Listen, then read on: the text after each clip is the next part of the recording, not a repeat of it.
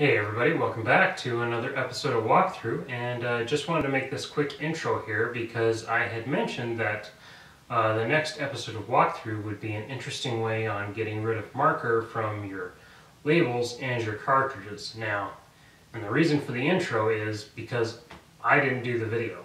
And I didn't want you to be confused and be like, who is this? This isn't Clint. And it's not. It's my best friend Carl, and he lives down in Arizona.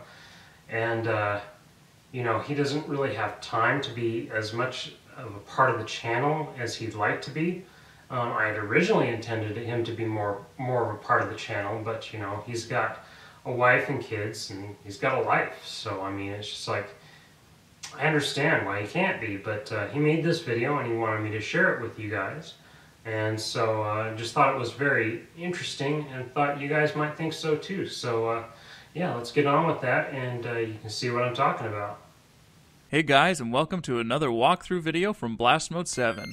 Well, we've all been there before. You're at your local retro store looking for some games, and you finally come across the one you're looking for, only to find that someone's mom took a permanent marker to put their family's names, initials, phone number, or whatever somewhere on it.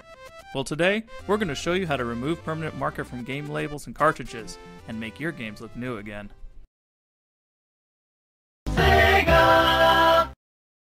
Okay, let's make a list of things not to use. First and foremost, don't use Goof Off. Goof Off is incredibly powerful. Granted, it works great at removing permanent marker, but it also works great eating through labels, paint, metals, glass, and Buicks. Don't use it. Next, we come to Gooby Gone. Sounds almost the same, but it's different. Gooby Gone is a decent product for removing residue and paper left behind from pricing stickers, but it's oil-based. If you get it close to the edges of your labels, it'll creep underneath it, releasing the edges of the label and discoloring them. Because of this, I don't recommend using it on your cartridges. Magic erasers, yeah, they kind of work, but with too much elbow grease, you can destroy the label, and it leaves behind some kind of weird residue that may or may not come off. Depends on how much elbow grease you used. So what can you use? A dry erase marker, rubbing alcohol, an eraser, and some paper towels.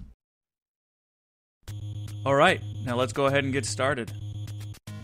Okay, we're starting out with a Nintendo game that someone has affectionately labeled as their own, with a permanent marker.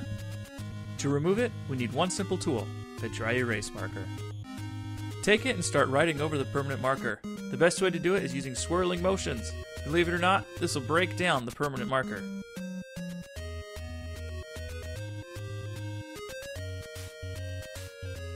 You should go over it a couple of times to make sure it's gone. You can kind of see through it where you've already marked, and you can use this as an indicator to make sure it's gone.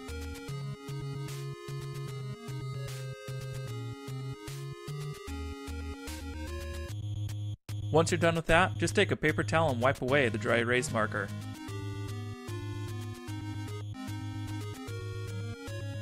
You may have some leftover marker, but don't worry. Just take your dry erase marker and go over it again.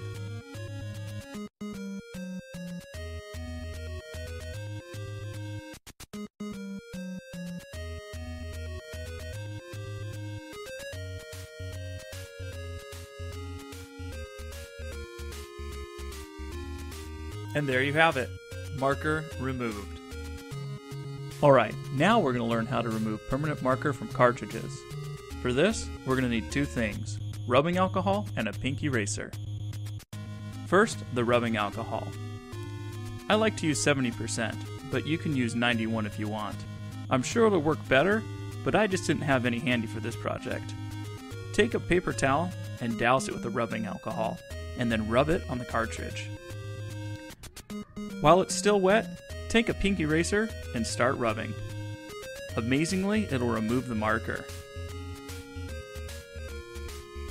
Then, if there's any left over, like right here, go ahead and rub it again. Just make sure it's still damp with rubbing alcohol.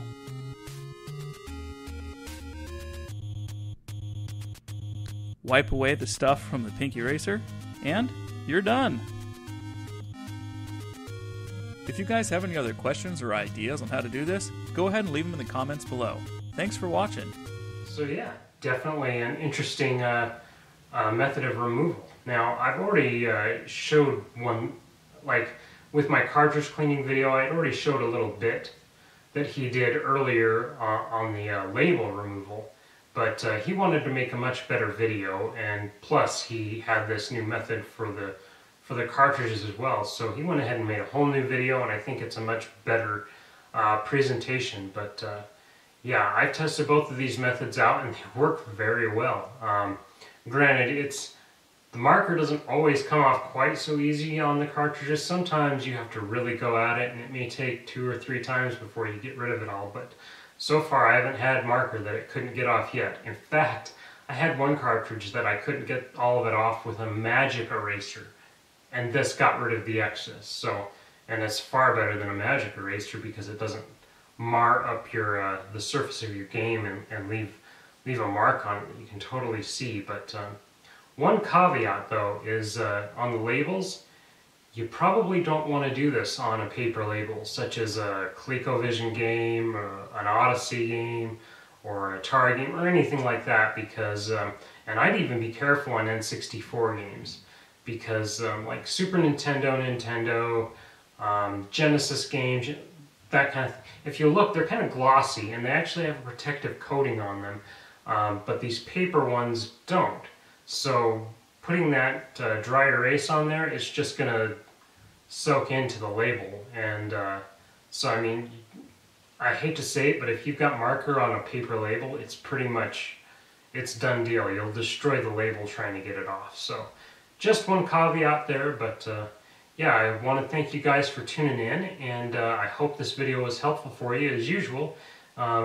Leave your comments and suggestions down below, and next time on Walkthrough, I'm going to be doing the Genesis video where we're going to wire it up for stereo sound output out of the back.